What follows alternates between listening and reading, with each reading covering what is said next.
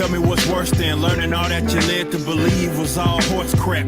They distort so question as if you Warshak. Horsemen, forcemen, and they've long been having the course map. It ain't that you can't see, cause you can find it home, just that you don't want to. You cope by putting the blinders on. I've been trying to find some kind of way, but I've kind of known that y'all would rather whine and latch to nonsense cause your mind is gone.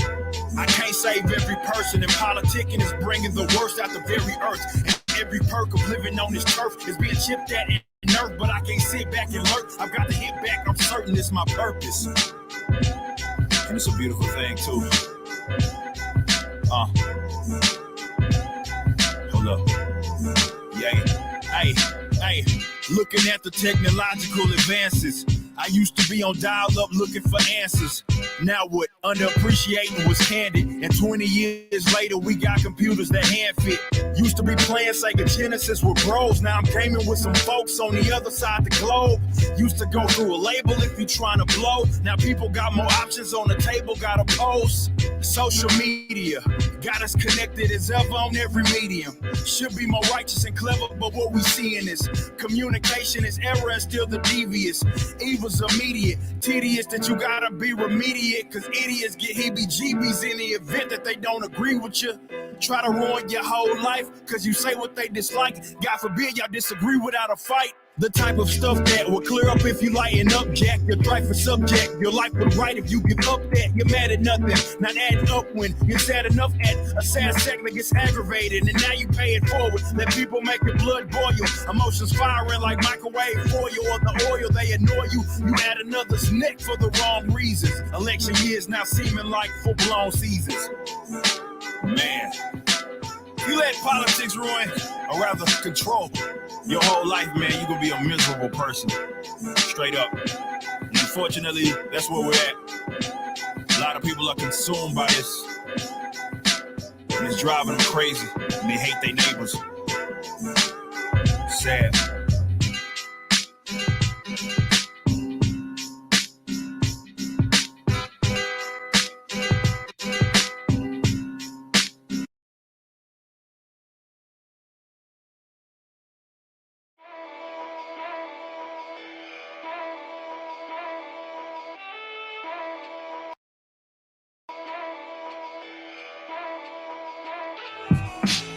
Sheeple, lazy and evil. For years I've watched y'all allow Donald Trump turn you to crazy people. Where's that freedom eagle when you must need them? You bugging like Beatles and lining up gleeful sticking needles in.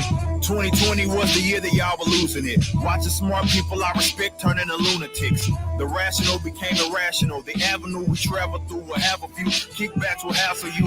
Y'all fools so short-sighted, of course you write it. Shut it down, print money, you should be indicted. What you are doing is criminal. And been a fool, the end of you is gonna be the end of you, and your institute is crooked. Fools claiming I hate the police. Too stupid to understand that they are what they eat. Control freaks that'll use their own homies to seek power and then put them on the wall in a week. This industry is full of followers that holler when it's time to make a dollar, and positions that they wallow in are shallow, and they don't understand half the crap that they are swallowing, regurgitating all of it and acting like a scholar. Wait, this about all the contradiction that I can take. I'd rather you get it now, but truth is you kinda late. Your silliness is limitless, and it would benefit your tendencies if you could just focus a little bit in the roller coaster of emotion that you're going through. Control the pool, I notice you letting it rolling over you. And in a conversation, ain't in the realm of reality. Basic as an Applebee's. Y'all chattel see that.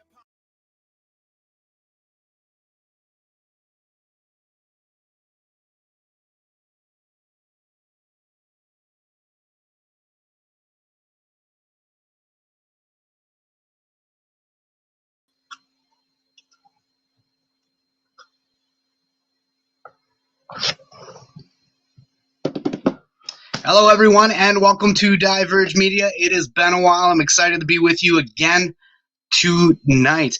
All right, so obviously some exciting news on my behalf. The court case against me and for coverage of the Brantford No More Lockdowns event has been dropped by the Crown. So basically, it was kind of almost a funny exchange between me and the Crown. I didn't realize they had sent the disclosure right away because they had sent it under a different name. It was a student, I guess, in law school that sent it instead of the prosecuting lawyer. long story short, we'll get right at it.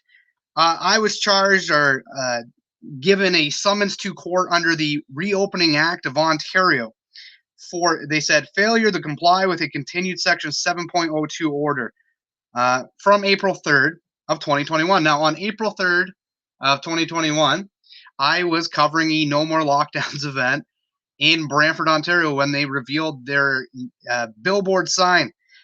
What was humorous about it is my exchange with the Crown. I basically emailed them a couple of times. The second time I got the response, and the conversation was this. I sent a picture of the hat.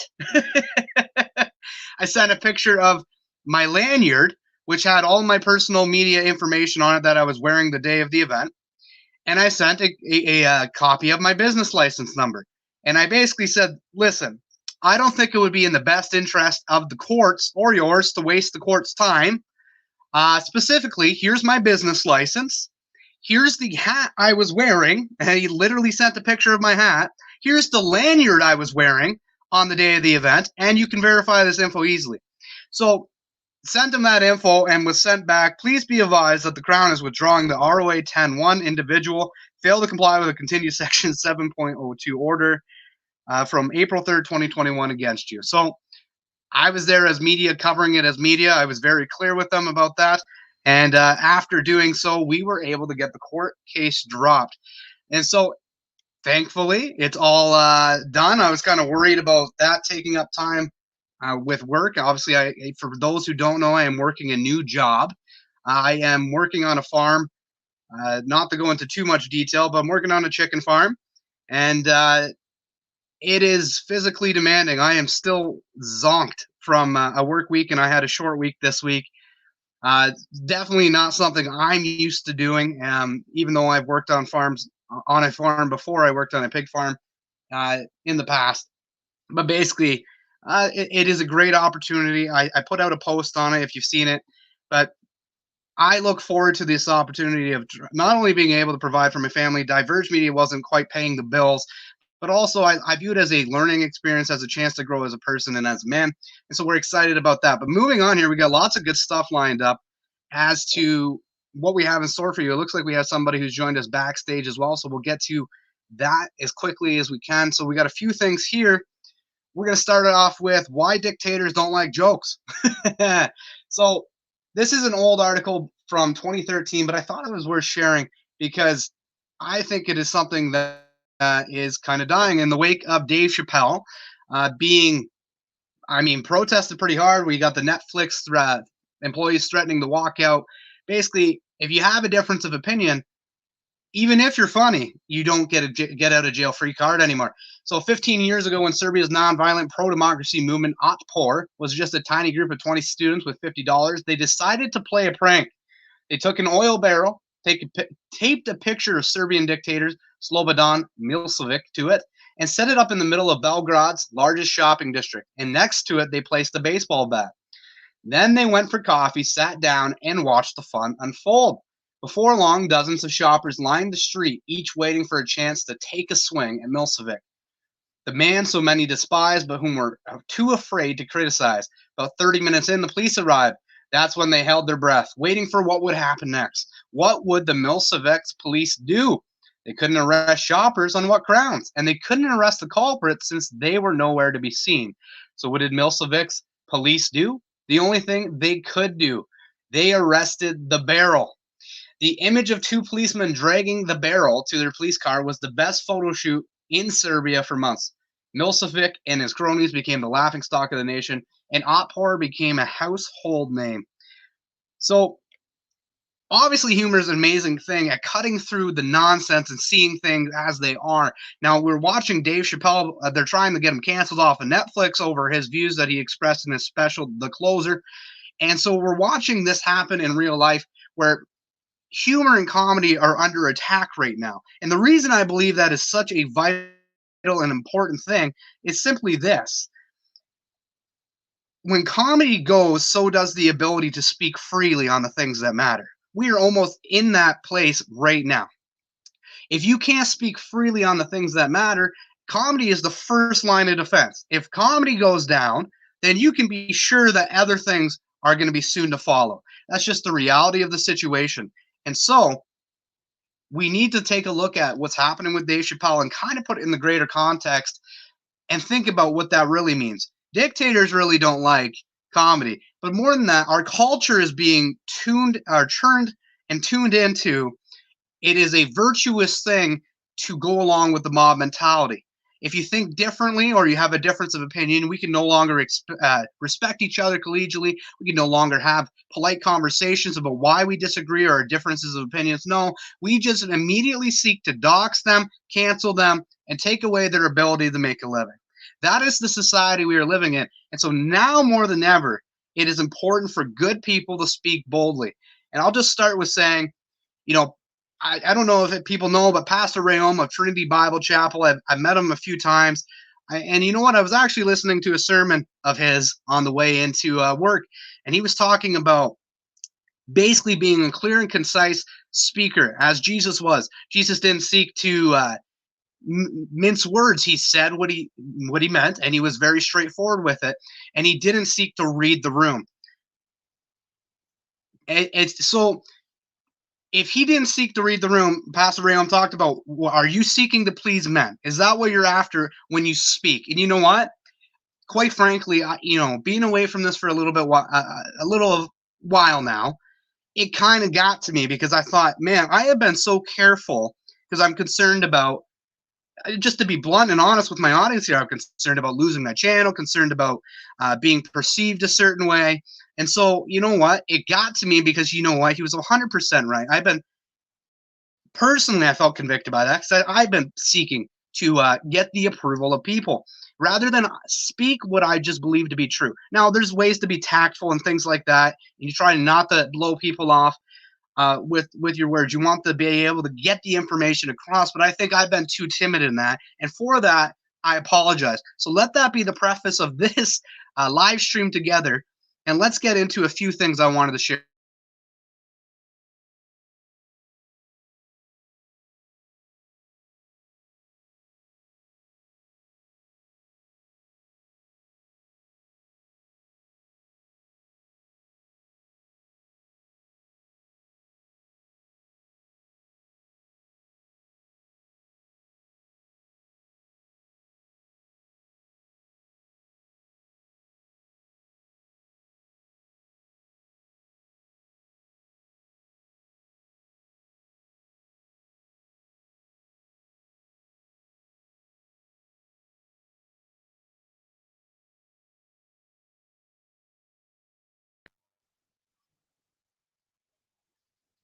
All right, everybody. Sorry about that. Apparently, the internet decided to drop on me.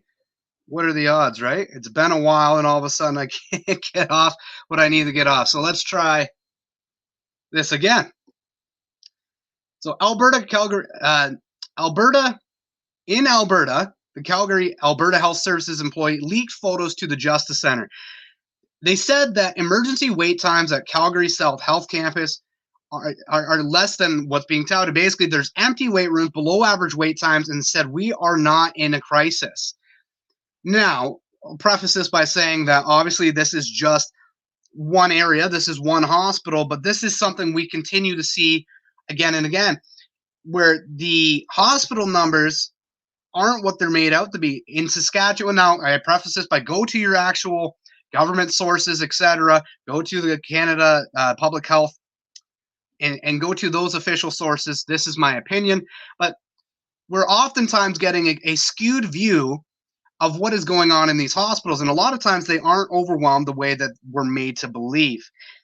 In this case, a whistleblower releases photos to the Justice Center showing empty wait rooms, says hospital wait times are below average, and this is in Calgary. Now, allegedly, Alberta is overrun with COVID right now, and Calgary is one of their major cities. Now, it could be different in the other hospitals, and what we would expect to see is that almost all the hospitals in a major city would be full and filled up as a result of being overrun. Now, the flip side of this, and I talked about this previously, is we would never listen to a politician. We would never vote for a politician that said, hey, I know Everybody likes our healthcare here in Canada, and that's why I dedicated my platform to cutting 5 to 10% of the hospital staff here.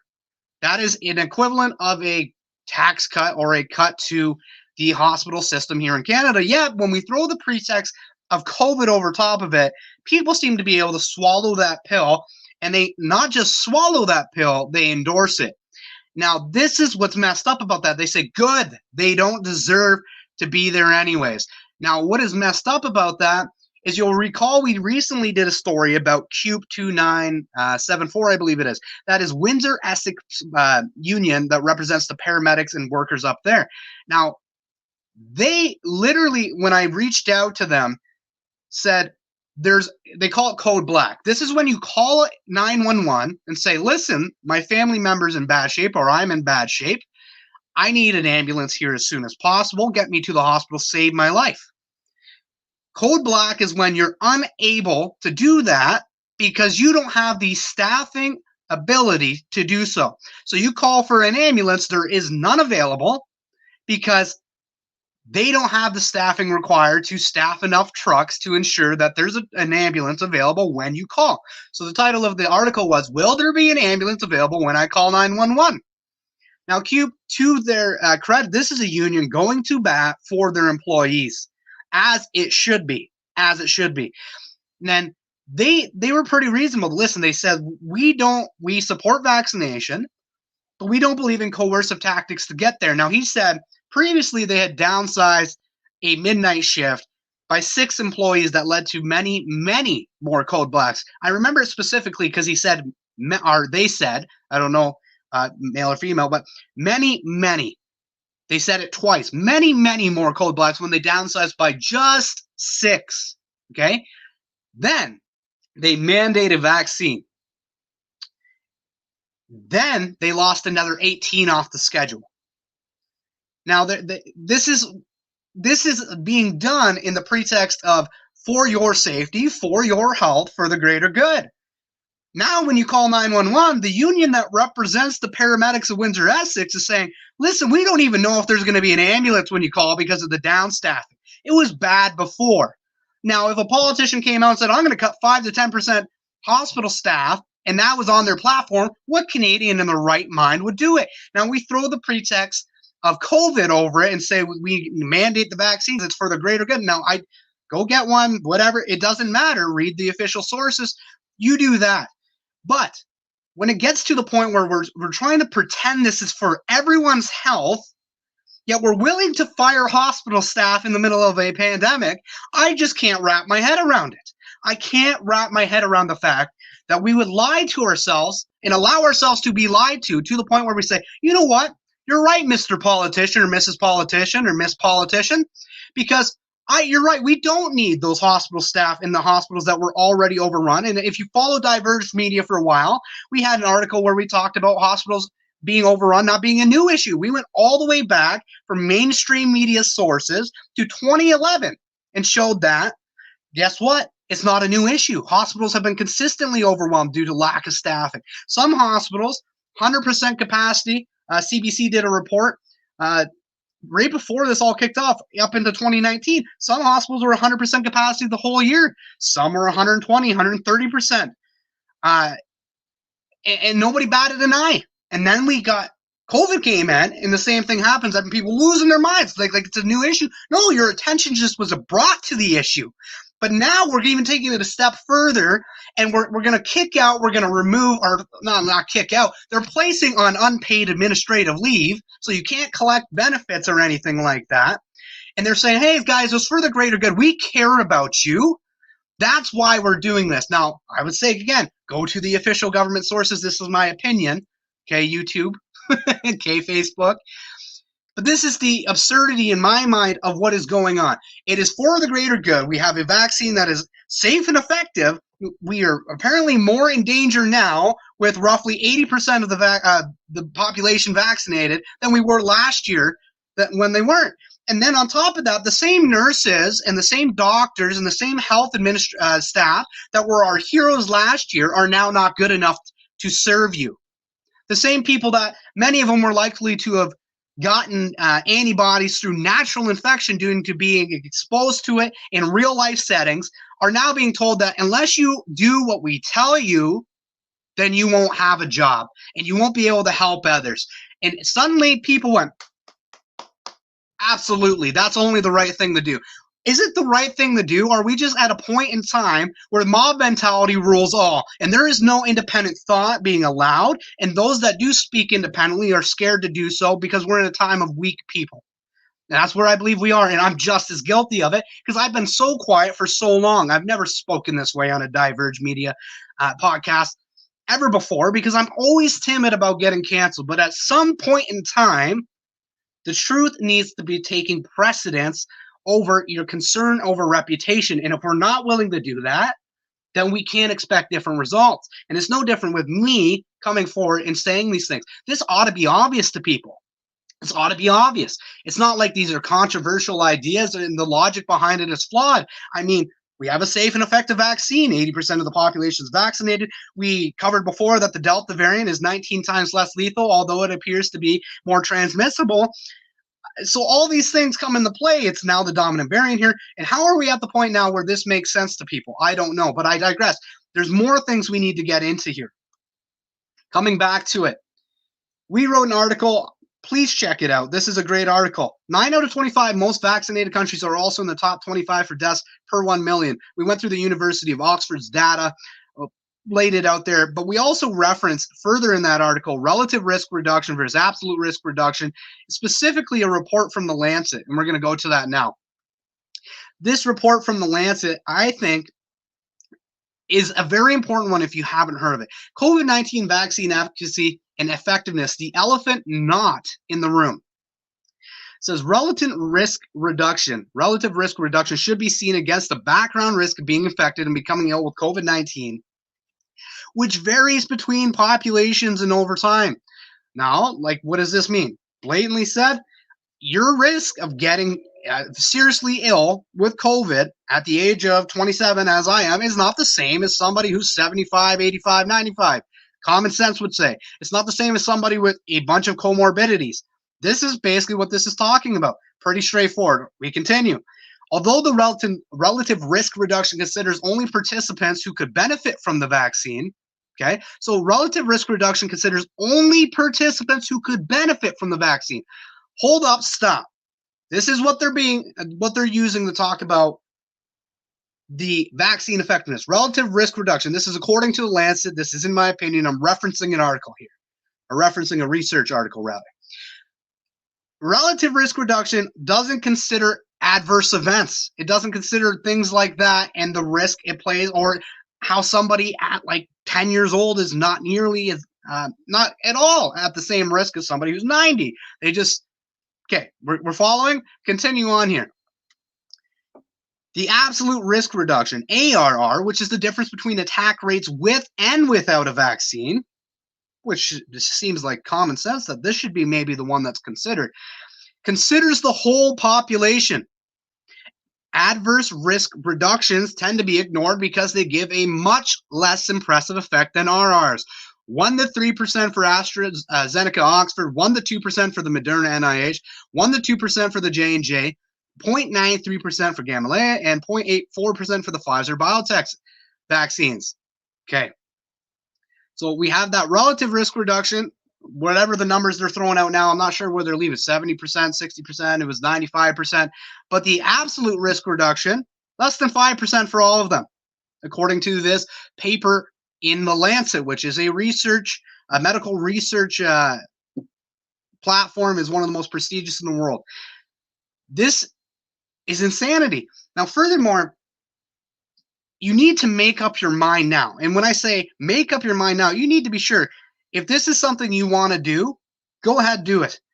But do know that there will be mandates that come down. And if you're the person that says, oh, I'm going to stand against it, don't be, but you haven't really made up your mind of what that will look like. It could mean losing your job, could mean having to sell your house and move to another place. Then don't be surprised when your convictions suddenly take a change. Now, I'm watching this happen to somebody I personally know within the family. Hasn't gotten it, didn't want to get it.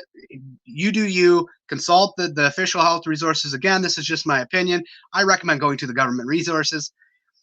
But all this happened, and all of a sudden, I'm not going to get it. And then the mandate came, I'm going to get it.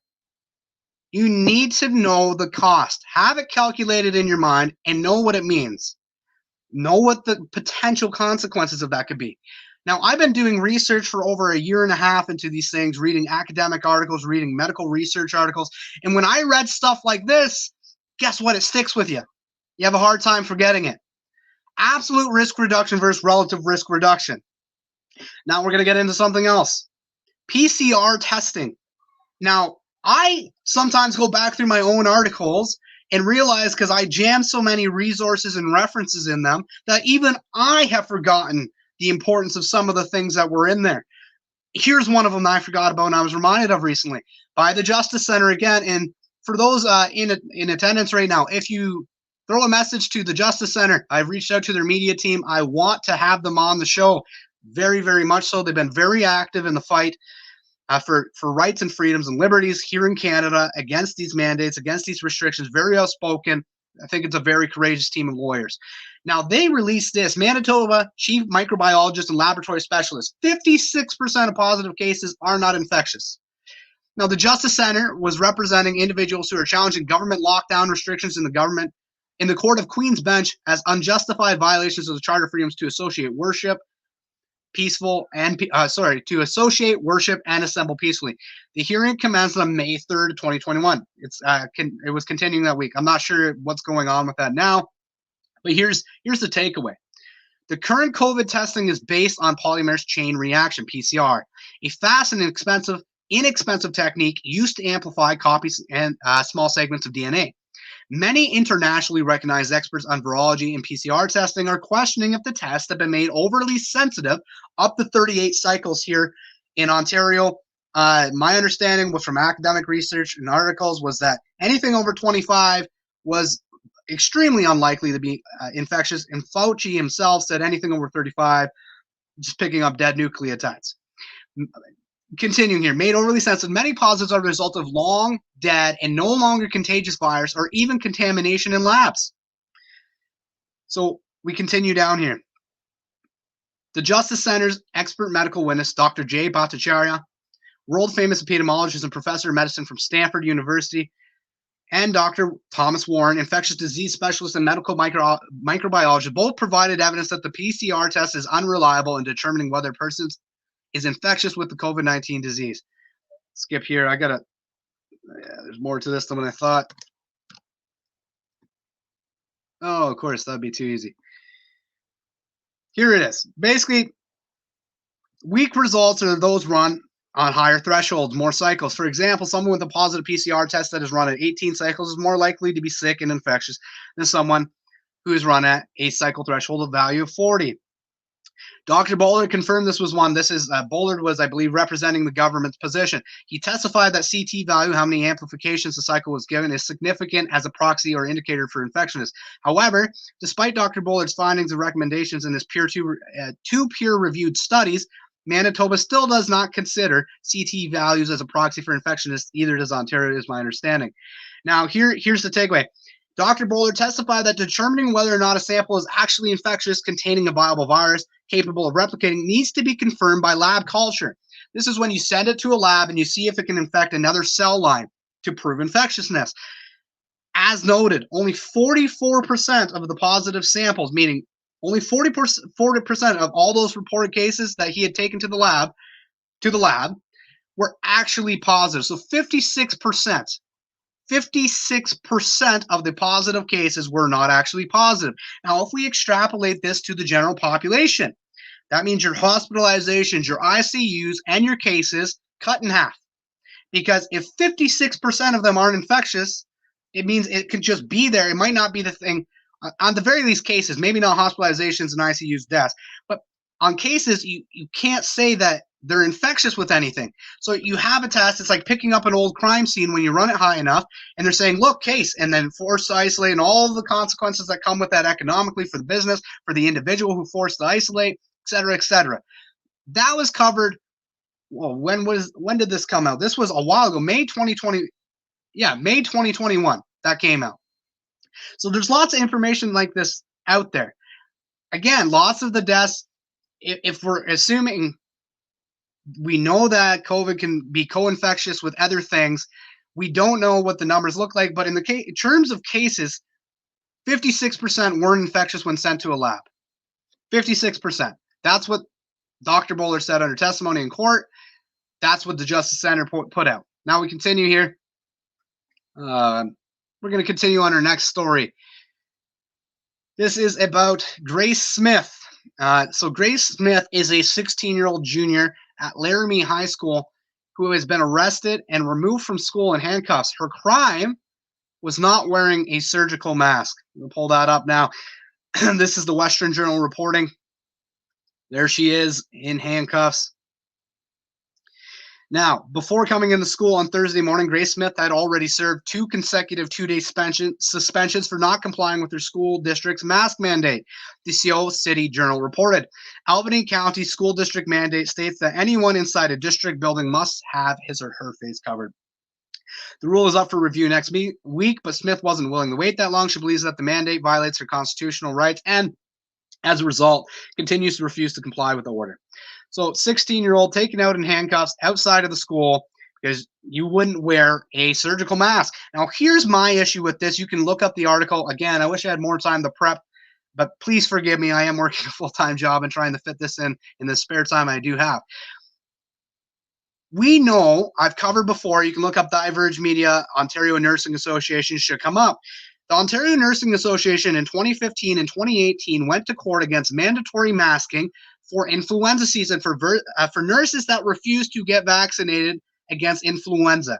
They tried making them wear surgical masks for 6 months of the year against because they didn't get vaccinated, and so as a measure of protection. Now, in both cases, the arbitrator said that there was insufficient evidence to state that it actually protected the nurse or the patient. Now, ironically, the Ontario Nursing Association has done a 180. They've erased that court release document from their website. They erased it altogether. It's a 404 not found now. But don't worry, we've gotten it. We went to the Wayback Machine. You can find it on Diverge Media. But this is the case. We got a 16-year-old being dragged out in handcuffs when in 2015 and 2018, experts went in front of the court. They took all their evidence for the efficacy of masking to protect against influenza. And now, by the way, the particles for COVID are smaller. And they said, you know what? Not sufficient evidence that it protects the nurse or the patient. And so it was thrown out both times. And we conveniently forget our history. It's not even like long time ago. 2018, the most recent time it went through the court. So the experts brought forward all their evidence, said the government said, this is why we're doing it. And the court said, not enough there. Thanks, but no thanks. Dismissed. And yet, here we are where a 16-year-old is being removed from being able to receive her education because she's not participating in the theater. And I will call it theater. Again, go to the official government resources. This is Greg Staley's opinion. Go to your official government resources for all the right information. But she's being removed from her ability to be able to get an education because she won't participate in other people's feelings. And we'll just say, we'll call it like it is. It makes other people feel better, right? That's what it is. It makes other people feel better. And now, there is an argument maybe to be made for N95 masks and having some efficacy. But when we're talking surgical mask and we're talking cloth mask, give it a rest. It's just 2015, 2018, we already had it go through the courts with expert evidence that should have been enough. Bonnie Henry, by the way, Dr. Bonnie Henry, the medical officer of health out in British Columbia, she was on that court case. She knows. She knows dang well what the court said. She knows exactly what the courts did and the ruling on it, and yet still is going out and projecting the narrative she is. We'll just leave it at that. Continuing on here. Okay, so that was Grace Smith. We've gotten the elephant not in the room by the Lancet. Now we're going to move on to Kyrie Irving. Will not get to play until he is a full participant of the team. Oh, what a fancy way of saying until he gets vaccinated. Now, Kyrie Irving, for those who don't know, is an NBA superstar. Extremely talented NBA player, has not gone in. And they said, given the evolving nature of the situation and after thorough deliberation, we have decided Kyrie Irving will not play or practice with the team until he is eligible to be full participant. Now, because I believe he's playing in Brooklyn, New York, he has to be vaccinated, therefore he can't play at home games. So they're just saying we're not going to let him play in any games until he becomes a full participant of the team. Now, Kyrie has made a personal choice, and we respect his individual right to choose, but it just ain't going to work. Currently, the choice restricts his ability to be a full-time member of the team, and we will not permit any member of our team to participate with part-time availability. It is imperative that we will continue to build chemistry as a team and remain true to our long-established values of togetherness and sacrifice. Now, when we talk about mob mentality, the amount of people that I would say like celebrity worship and athlete worship in this culture is through the roof. But when an athlete speaks independently and goes against the narrative, oh, how quick the tables turn and people turn on them. There's another NBA player, his name escapes me, Isaac something or other, same thing, standing his ground, taking a lot of heat for it. We're watching people try to stand up and then just get obliterated by the media and then by the mob mentality of people that think this is a virtuous thing to do.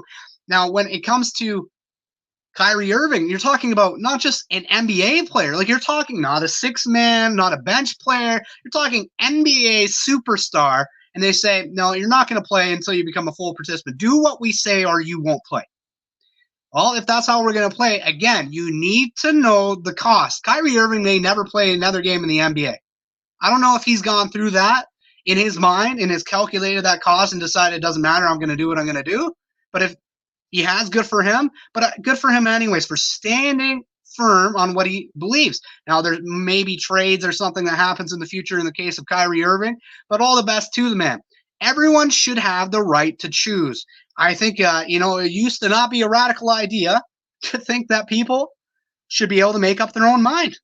And then all this stuff happened. And it's like, okay, now it is the most virtuous thing to do to not think as an individual, to not have any personal thoughts or feelings, but just to go along with whatever you're told to go along with. If we don't see the danger in this kind of thing, I don't know what will wake you up. Now, we're going to continue here. We got another one. I have already touched on it, but I thought it would be worth bringing up the article. That is, trans Netflix workers plan on walking out due to the Chappelle special, walkout over Dave Chappelle controversy. The business issues caused by a controversial Dave Chappelle comedy special are apparently anything but funny. Transgender Netflix employees are planning on October 20th walkout from the streaming service in response to a bevy of ongoing issues that all connect back to 48-year-old Chappelle's The Closer. The most prominent of the problems was the suspension of a trans senior software engineer who slammed Chappelle for his humor about trans people in a viral Twitter thread. A source told the Post that Field was suspended for not the tweets, but instead for intruding along with two others into an executives-only meeting.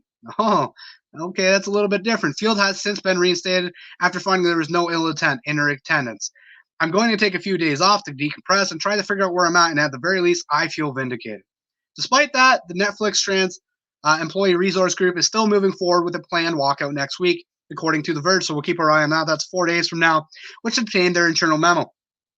Trans lives matter, trans rights matter, and as an organization, Netflix has continually failed to show deep care in our mission to entertain the world by repeatedly releasing content that harms the trans community and continually failing to create content that represents and uplifts trans content.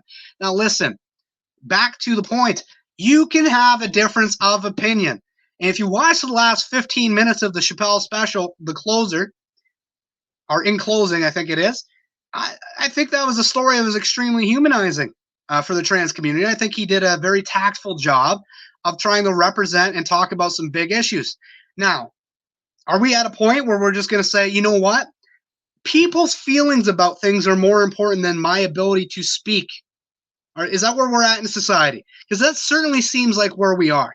That a comedian can't even make jokes about something in good faith. Let's assume it's in good faith, without people getting so upset that they're calling for the cancellation of him and threatening to walk out. And now allegedly it's about 1,000 employees planning on doing this walkout. Now, it's all good until it happens to you, right, Tim? This is the thing. Chappelle, definitely controversial for sure. But I don't think that's the kind of the point of comedy, is it not? If you're not touching on things that are controversial, I mean, what are you doing? You're not going out there to speak to the woke mob. Like, you're not going out there to get pats on the backs. You're going out there to get laughter. And at the end of the day, I think there needs to be the conversation. There's something about, I get, being respectful, things like that. But if we can't laugh, again, I think Chappelle talked about this in a special. We're laughing together, not at you. Now, if we can't do that, then I guess comedy's dead, because when the greatest of all time can't come out and speak his mind on a controversial subject without being called for its cancellation, I mean, can we just say that comedy's dead? Is that what we want? We want a society without comedy? We want a society afraid to actually speak anything on their mind because we might offend someone? Guess what? That's life. Things are offensive to some people sometimes. And what I would recommend is, as somebody who also has experienced a lot of controversy or a lot of ridicule and things for the outlet I run and the stories I've covered, you know what? Sometimes it did hurt. And maybe I wouldn't want to call for the cancellation of people to say hurtful things against media outlets. But at the end of the day, I said, you know what, Greg, you need to toughen up. You need to get a little bit of thicker skin. You need to learn to take this on the chin and realize, guess what? Maybe some people are just idiots. You don't agree? Don't tune in. It's really that simple. Moving on, I got Joe Rogan exposes Sanjay Gupta, and I got Ontario's plan for lifting COVID-19 restrictions, and that will be our show. So what do we want to start on? Let's go Joe Rogan, Sanjay Gupta. So for those who don't know, Sanjay Gupta is the medical correspondent for CNN. CNN ran a story basically all but, well, I mean, they just said he was taking a veterinarian medicine in horse dewormer medicine in ivermectin. And so Sanjay Gupta, to his credit, went on Joe Rogan's podcast, sat down with the man, and had the conversation. And it's gone completely viral, the clip from it, because Joe Rogan did not hold back and completely spoke his mind and lays out the blatant hypocrisy and the big picture problem here with that story. Because I don't want to spoil too much, but basically, if you're going to be that dishonest on this, how can we trust you on other things? All right, let's pull up the clip.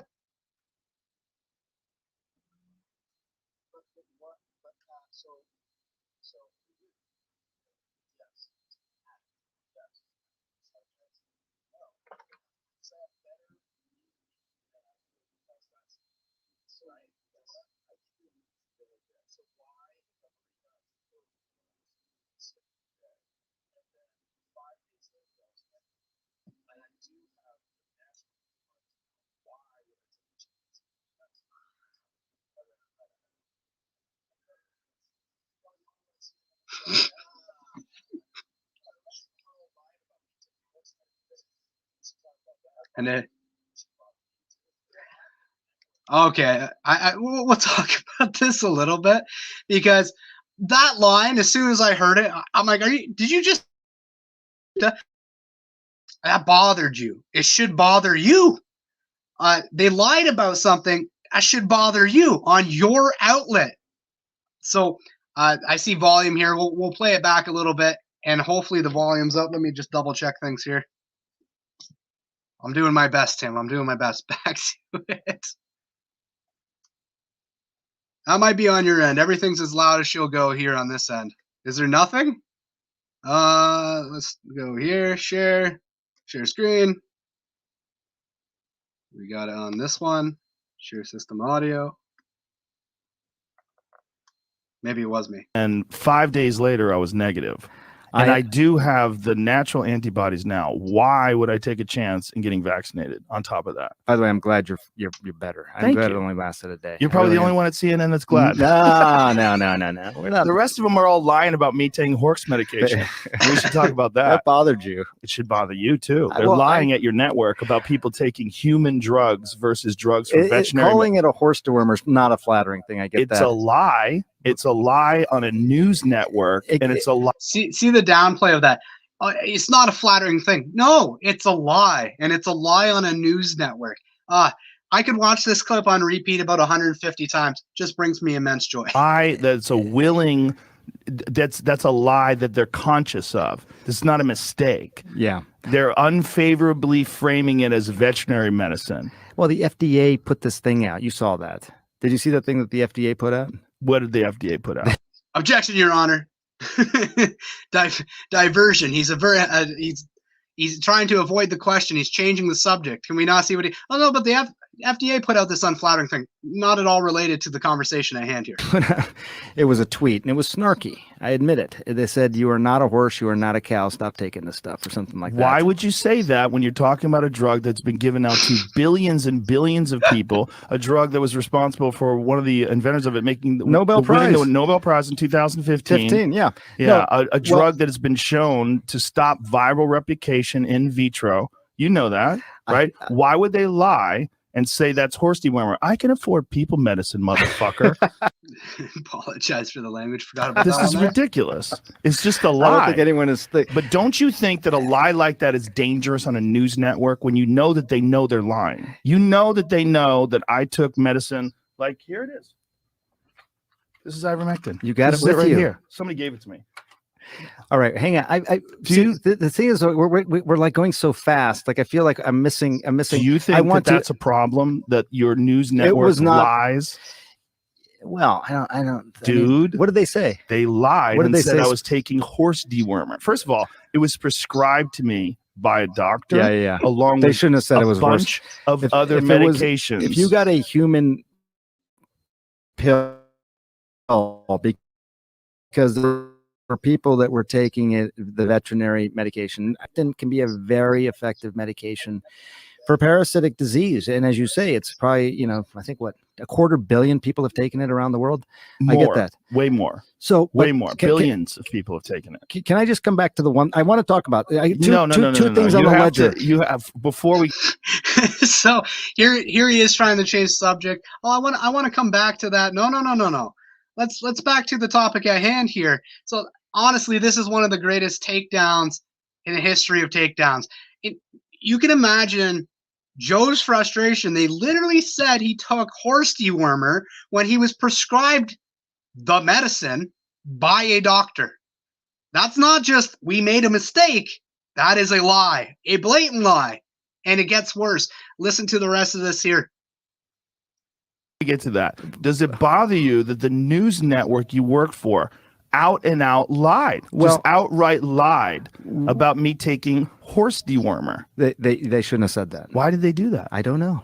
You didn't ask? You didn't think that was you're the medical guy over there. I didn't ask. I should have asked before. But they did it with such glee. No, yes, Joe. they did. I watched. You watched? I watched. You watched? No, I don't think there's glee. They did. No one takes. Joe Rogan says he has COVID, taking livestock drug despite warnings. Yeah, Jamie had to pull this up. You want to play it? Does she? This is your news network. I'm gonna watch. Let's see. I'm gonna watch. Rogan telling his 13 million Instagram followers that he was treated with several drugs, and he included ivermectin on the list, a drug used for livestock. The FDA and the CDC warn against using to treat COVID. Turns out I got COVID. Look at they put a yellow filter on me too. The kitchen sink at it. Oh. So he literally says, like, I have the original. They put a yellow filter on me to make me look worse, like I was more sick than I was. Okay, they did. You see the original video versus that? I look like shit there. Do you know that? I think you look good. Pause. It's enough. Prednisone. That's enough, Jamie. I don't think Aaron had glee. Oh, well, it's more Brian Stelter who's the gleeful one. But the point is, that's a lie. It can be used for humans. I get it. No. Can't just be used for humans. Has been prescribed billions of times for humans. Could be used for humans. Is often used for humans, along with all the other drugs I took. All human drugs. Yes, they know it's a human drug. It's right, but they lied. The thing, it's defamatory. It is.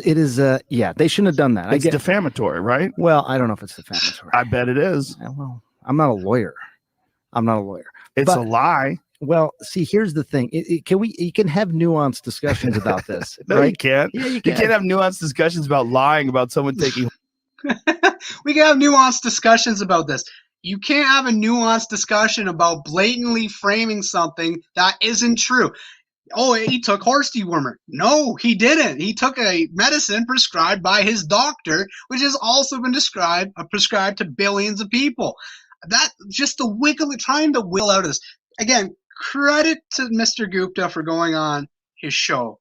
But my goodness, just trying to slide out of this like Muhammad Ali sitting on the ropes. He's just trying to rope and dope. And it's amusing to watch. Joe doesn't let him get off. And we're just going to watch the last minute here. I could watch this video on repeat all day. There was no glee, by the way, from her. She wow, was. I don't think anyone takes people's illness. Yes, they do. They don't want you to get sick, Joe. Yes, they do. They were want you to get upset sick. that I got healthy. That's one thing they didn't report on. The fact that I was negative 5 days later. And working out 6 days later. Well, 6 days after infection, I was back in the gym. I'm glad. Felt great. I'm glad you do. I really Me am. too. I Thank you. Most of the people. I'm glad you're glad. You're a nice guy. Most of the people I know, I think, would be glad that you. I don't think that there was any. There's a lot of people out there that weren't glad. But my point is, you're working for a news organization. If they're lying about a comedian taking horse medication, what are they telling us about Russia? What are they telling us about Syria? Do you understand? So I think that's a pretty good spot to end that. Honestly, I have yet to go back and watch the full thing, but unreal. Just the absolute takedown by Rogan there. It reminds me of he's talking about, people don't wish ill on you, Joe. I'm sure people don't wish ill on you. It reminds me of when I called into the Jamie West show and I had the conversation about not getting it. And I asked some questions about it. I said, I'm a young man. I'm not in that risk group. I don't think there's enough information out on why would I get it. And you ever get people that say something and it kind of seems like they're trying to be kind, but you can tell the undertone of it is almost wishing ill on you. So I'm pretty sure West's response to me was, and I posted it somewhere, was that, well, I sure hope you don't get sick from it and have serious consequences, get ill and die or something like that, or get seriously ill and end up in hospital. But I'm pretty sure he said get ill and die. So this is kind of the same thing. There's definitely people out there that wish ill on anyone who is spoken against and doesn't agree with the general, narrative and has gone against the grain. So we're going to close it out on this. Ontario's new plan for lifting COVID-19 restrictions for COVID. I'll give you the hot take, I guess, on this, and then we'll close out the live stream. And again, thank you for joining us. If you want to support my work for Diverge Media, go to divergemedia.ca. We have merch at the shop. These hats. We also have t-shirts. Media is the virus t-shirts. Beautiful, beautiful t-shirts. Hand commissioned by, designed by an artist, was hand drawn for Diverge Media only. Check it out. $35 plus shipping and handling. All right, here we go. Ontario's new plan for lifting COVID-19 restrictions coming next week. Path for exiting step 3 of the roadmap to reopen will be cautious. Oh, surprise, says senior in Ford official government. Now, Premier Doug Ford's government will announce its new plan for lifting more of Ontario's COVID-19 public health restrictions next week, CBC News has learned. Now, saying the easing of pandemic restrictions will include ending capacity limits in all locations where proof of vaccination requirements are in place, such as restaurants, bars, and gyms. Oh, hey, guys, only if you do exactly what we tell you and implement this passport, will we let you. Yeah, that's right. You love your t-shirt. Thanks, by the way, Faye. Faye got her t-shirt a while back, Media's a Virus. I'm glad you like it. I love that design. But only if you implement the vaccine passport will you be able to have your business back without restrictions. Right? So this is the craziness of this doesn't even stop. We continue back into the plan here. The official provided information about the government's plans on condition of anonymity. CBC News agreed not to name the official in order to inform the public in advance of the announcement. Ontario has been at step 3 of the government of what it's called the roadmap to reopen since mid-July. The official said it's now time to unveil a revised pandemic plan that takes into account the province's success in getting the population vaccinated against COVID-19, also keeping a lid on the highly contagious Delta variant of the coronavirus. We owe people a clear plan to exit the roadmap, the official said in an interview. The work began months ago, and we are finalizing the plan now and expect to release it in the next week. The Ontario government will not lift all public health measures and pretend the pandemic is over. However, the plan will signal when physical distancing and capacity limits can be lifted in settings where proof of vaccination is not required, such as places of worship, the official said. Now, here's where, oh, that sounds nice. And then you go, ooh. The plan will also indicate conditions that would prompt the government to reimpose restrictions on a targeted and local basis should any significant spike in new infections emerge. Now, we don't have the official data yet, but I would imagine that they're saying, we'll set out the conditions of what would reimpose restrictions and maybe lockdowns locally, though. Well, guess what? That means this will never end. They're always going to have a gun in their hand that they can pull the trigger on at any time. Remember when you were sold that the vaccine was the way out of all this? Go to official government public health resources. Go to the government sources themselves. This is my opinion. Do not trust Greg Staley's opinion. Thanks, YouTube. Thanks, Facebook. Remember when we were told that this would end it? Guess what? It didn't. Remember it wasn't 2 weeks to flatten the curve? Well, here we are. And then we were told, guys, guess what? Once we have a vaccine passport, we'll all be able to go back to normal. And now they're saying what? And the back end of that, they're saying there'll still be a trigger and a gun to reimpose restrictions. 80% plus vaccinated of the eligible population. And by the way, in my opinion, the whole concept of vaccinating children, absolute insanity. But here they are saying we're going to have the conditions to reimpose lockdowns and restrictions locally, even after all these things that you jump through. So, okay, again, how many times are you going to jump through hoops before you realize they're just going to keep moving and moving and moving the goalpost, right? It started as 2 weeks to flatten the curve. We need to just make sure the hospitals aren't overwhelmed. And then it led into, hey, I know you provided life-saving medical services over the last year and a half, and you worked through all sorts of conditions, and this big scary thing was going on, and you did all that, but you know what? Now we don't need you. Get out. Bye. Right? This is the mentality we're at. Do you not realize what is going on yet? I hope people are slowly starting to wake up because the evidence is getting clearer and clearer by the day. It certainly doesn't seem to be in the greater interest, I would say, of everyone. It seems to be about something not related to health because I, in my mind, can't get my head around how the people that were providing life-saving medical services last year are now a detriment to our health. Can't wrap my head around that. To the point where we'd fire them and put more people at risk. I mean, it just doesn't make sense. And then on the back end of that, we do all these things, jump through all these hoops so we can get life back to normal. What do they say? We don't know what it's going to be yet, but they're going to say there's restriction. There's going to be a condition set for reimposing lockdowns and restrictions. Well, that's good to know. So you did all this so that there can still be basically the same situation.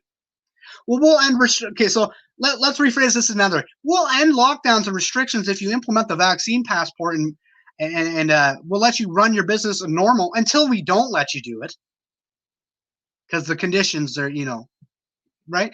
This is absurd, people. Please start being critical and asking questions. And I know our audience is, I'm probably preaching to the choir here. Now we continue. The official declined to state the day next week it will be announced, nor to give a specific day of when the relaxed measures will take place. News that more restrictions will be lifted comes as Ontario sees an average of 500 new cases of COVID-19 daily. Now, if we have the same issue as Manitoba, it would be 56% of those wouldn't actually be infectious with anything, based on the medical data out of Manitoba in court. That 7-day average figure has trended down since September 5th, despite the resumption of school in the province's 2 million elementary and secondary students. Yep.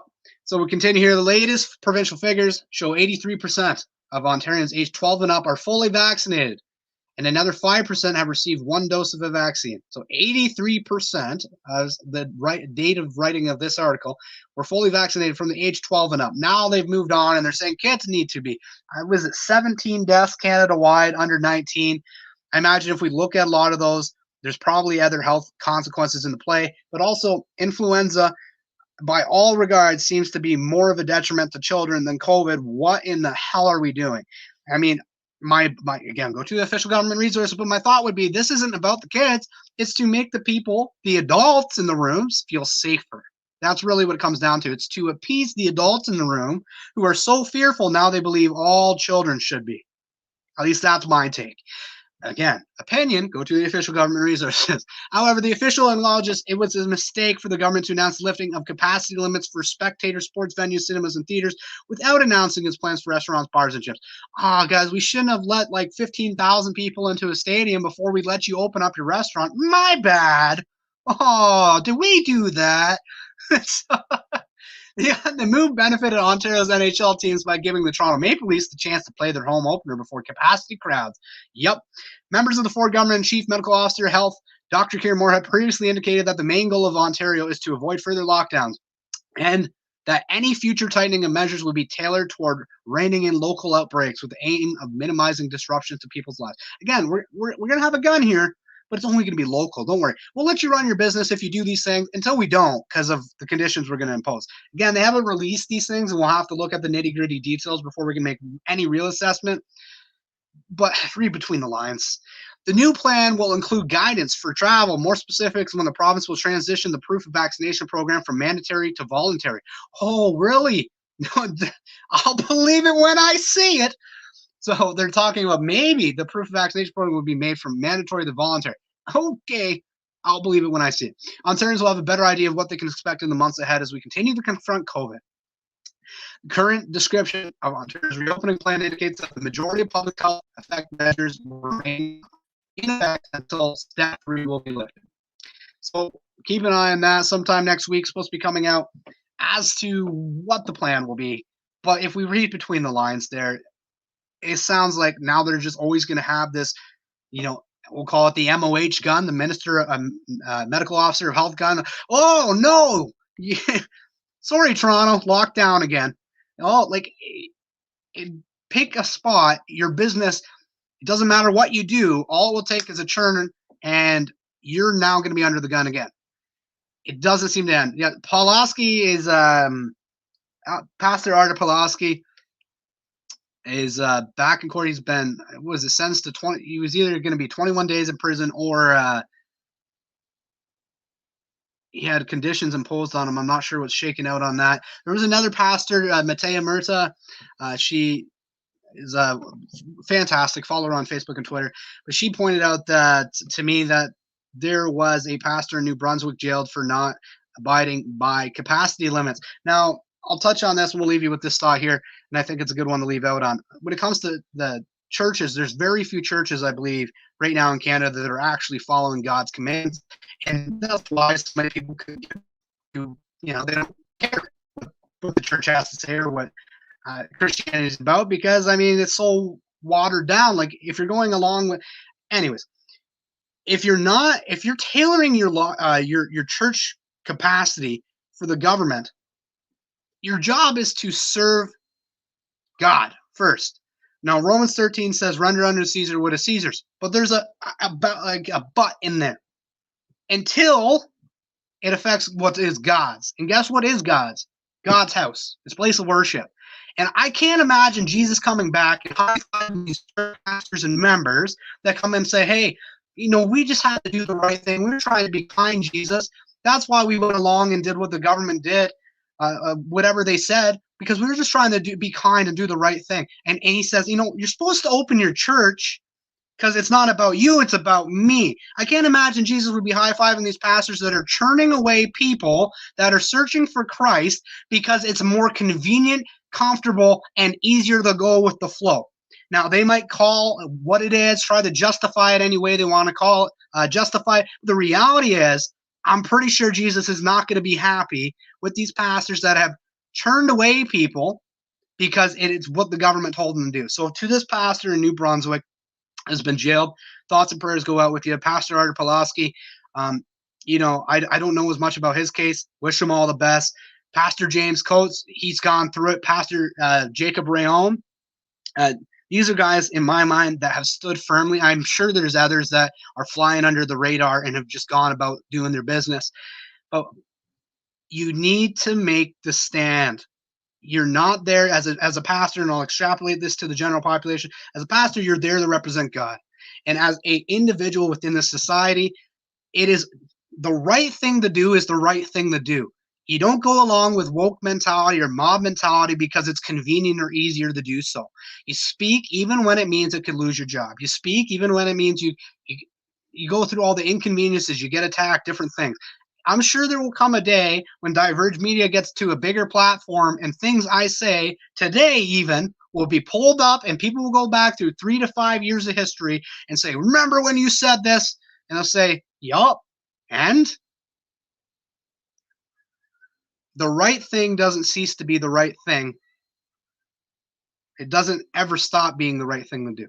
It is time to be vocal. It is time to make a stand. But more than anything, make sure that we are compassionate, that we are caring, and we are loving to one another. It is a hard time for many, many people. And all we can do is speak truth, speak it boldly, not seek to please people, but seek to speak truth in all situations. I'm Greg Staley of Diverge Media. Thank you for joining us. Again, 2 of these a month, and look for an article a week as I'm back to a full-time job. If you want to support Diverge Media, go to divergemedia.ca, go to our shop, and we also take donations. And we thank you so much for joining us, and we'll see you next time.